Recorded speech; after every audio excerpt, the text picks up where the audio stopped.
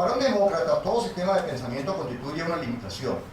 Es una prisión de la que podemos y debemos escaparnos, aunque como resultado de ello caigamos siempre en otra prisión de la que debemos escaparnos de nuevo, proceso que se repite indefinidamente. La única forma de escaparnos de estas prisiones del pensamiento, en las cuales nosotros mismos nos encerramos, es mediante la libre y permanente contrastación de modos de pensamiento y de vida, contrastación que nunca puede conducirnos a un resultado único y definitivo, sino que por el contrario debe acercarnos a un universo cada vez más pluralista y abierto. Un enemigo de la democracia que se encuentra en constante acecho es el dogmatismo.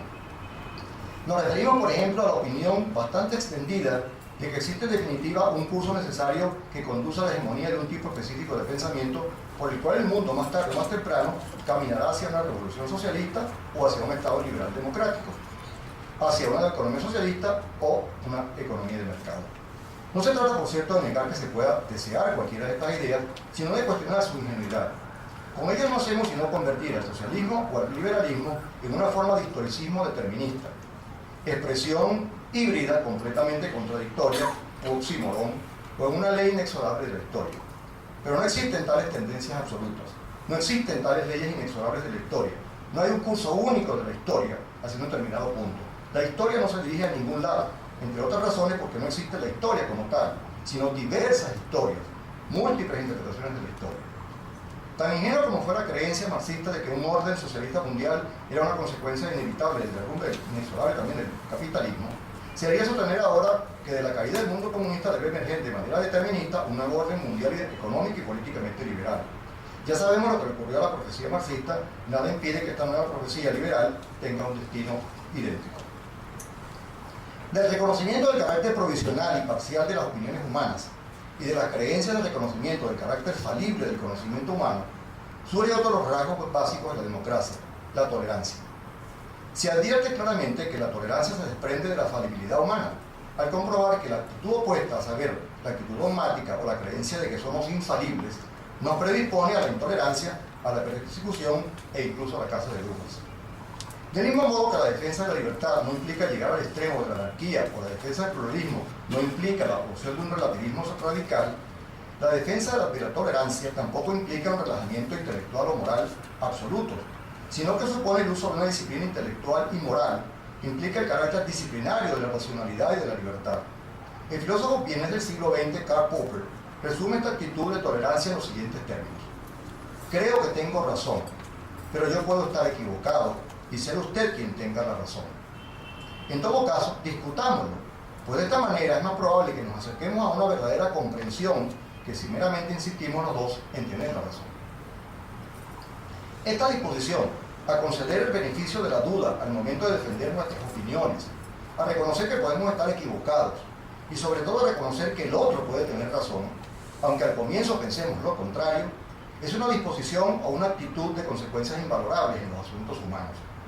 Esta disposición supone que hagamos una diferenciación importantísima entre los argumentos que sostiene una persona y la persona que los sostiene. Esto implica que podemos atacar los argumentos de una persona sin dejar por ello de respetar la dignidad de la persona que los profiere. Que podemos criticar sus argumentos sin atacar directamente a la persona. Este cambio de espadas por palabras constituye un paso decisivo en la evolución humana y supone que nuestros argumentos pueden morir en lugar de nosotros. En efecto, no se mata a un hombre cuando se adopta primero la actitud de escuchar sus argumentos. En cambio, es imposible tener una discusión racional con un hombre que prefiere dispararme un balazo antes de que sea convencido conforme mis argumentos. Cuando se enfrentan individuos con ideas radicalmente diferentes, sucede a menudo que no hay posibilidad de un diálogo fructífero. En efecto, las posiciones encontradas se convierten con frecuencia en parloteos o discusiones estériles acerca de palabras. A veces nos encontramos con diferencias reales sobre un típico tópico en particular, las cuales producen, si son bien canalizadas, en aclaratorias y estos puntos de vista convergentes, redundando por consiguiente en la tarea fundamental de aumentar nuestra comprensión del mundo y por ende en permitir que aflore una de las cualidades humanas que mayor estima, aun cuando no la más practicada, como lo es la tolerancia, que en última instancia nos permite una mejor comprensión de nosotros mismos. Si queremos avanzar, no podemos quedarnos en nuestros propios castillos pues nos podría suceder que las paredes fueran de naipes, siendo posible que bastara un soplido para derrumbarlas, lo que pondría al descubierto nuestra desnudez argumentativa o nuestra incapacidad para argumentar honesta y abiertamente. Cada vez que asistimos a un encuentro entre grupos antagónicos políticamente, nos encontramos con que cada uno de esos grupos parece practicar una especie de exorcismo intelectual, objeto de hechizar a los otros sin contaminarse con las ideas contrarias. Si la razón no está de su lado, poco importa. El orador la fuerza a que le acompañen hasta destruir al adversario o adversarios, según sea el caso. Se trata de vencer, de imponerse ante el otro, no de convencer. Estamos convencidos que el camino de querer destruir al otro por la vía señalada nos conduce inevitablemente a nuestra propia destrucción. Nadie puede soportar por mucho tiempo la intolerancia y la reacción cuasi natural ante ella es o ignorarla o practicar recíprocamente la intolerancia. Si quisiéramos hacer un discurso apologético de la tolerancia, nos bastaría con recordar la historia de aquella sociedad donde ha imperado, y en algunos casos todavía impera, el reino del terror intelectual, de la incomprensión de las ideas ajenas, de la penalidad corpórea o mental por disentir política e ideológicamente del status quo.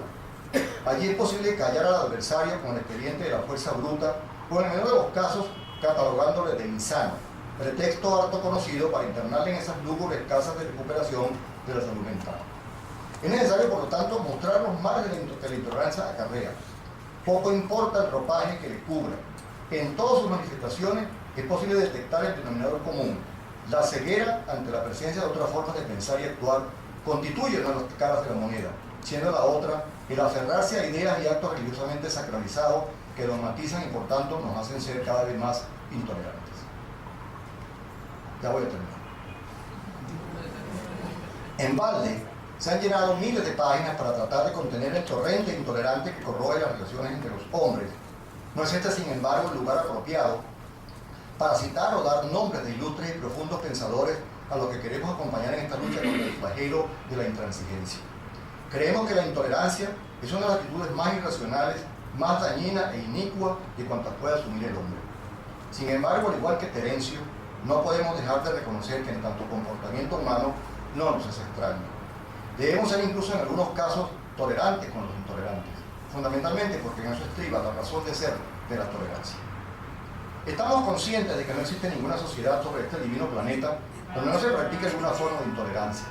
La segregación racial, la represión de las minorías étnicas, la violación de los derechos fundamentales del hombre, las profundísimas diferencias en la repartición de las riquezas, el poder omnímodo del Estado, la imposición de líneas de investigación por parte de las grandes corporaciones, asociaciones o fundaciones. Todo esto, sin embargo, no debe hacernos claudicar en nuestras empresas, pues mientras impere la intolerancia, no deja de ser una hipocresía hablar de democracia, ya que para que esta última pueda ponerse en práctica, resulta menester la puesta en marcha de una actitud tolerante ante los otros. Una sociedad petrificada por la intolerancia o desmoralizada por la corrupción resulta impropia para el ejercicio de la plenitud de la democracia y la libertad. En razón de todo ello, quizás sea más apropiado comprender al demócrata como aquel cuya actitud o disposición es de autocrítica y de tolerancia, como un humanista pluralista, en lugar de comprenderlo como un adoctrinado o como un teórico monolítico o unidimensional, que pretende defender sus ideas de manera dogmática. Esto implicaría, por lo demás, que podamos agrupar bajo este rótulo pensadores bastante diferentes entre sí, aunque todos ellos conservan un talante muy similar. Más que una teoría acabada o cerrada acerca del hombre y de la sociedad, el demócrata defendería la necesidad de revisar siempre cualquier teoría, cualquier creencia, cualquier opinión. O parafraseando al gran filósofo matemático y político Bertrand Russell, la esencia de la democracia no descansa en cuáles opiniones son sostenidas, sino en cómo son sostenidas.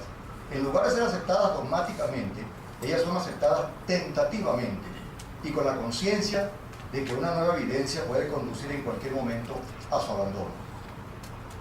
Gran parte de los conflictos humanos tienen su origen en la actitud opuesta a la que nos describe Russell. Hunden sus raíces en el fanatismo, en la intolerancia y en la intransigencia. La verdadera democracia se opone al fanatismo y al fundamentalismo, así como el racionalismo se opone al dogmatismo. En tanto que los conflictos son el resultado de la variedad de lo humano, ellos son inevitables y hasta cierto punto deseables. Una sociedad completamente libre de conflictos sería todo menos una sociedad humana. Sería no una sociedad de amigos, sino una sociedad de hormigas. Los conflictos son inherentes a las sociedades humanas, así como los errores son inherentes al conocimiento humano. La cuestión que debe plantearse es tratar de encontrar la vía o el método más apropiado para reducir estos conflictos o para detectar y corregir nuestros errores. Y es muy posible que descubramos que no existe ningún método infalible para lograrlo, descubrimiento que ya de por sí constituye un gran logro. Para terminar, quisiera sostener que no existe un método infalible para defender la democracia o la libertad, aunque para ello deberemos fomentar siempre aquellas instituciones y tradiciones que permiten un control racional. La democracia, lejos de ser un sistema social perfecto e inmutable, tiene la virtud de poder autocorregirse permanentemente. Para eso debemos comprender que valores como los de la libertad y de la igualdad son precisamente eso, valores, y no cualidades inherentes a una supuesta naturaleza humana. Son exigencias sociales, políticas y morales que debemos defender y proteger. Son creaciones del hombre con igual derecho a ser consideradas como las creaciones científicas o las creaciones artísticas. Buenos días tengan todos y de nuevo felicitaciones.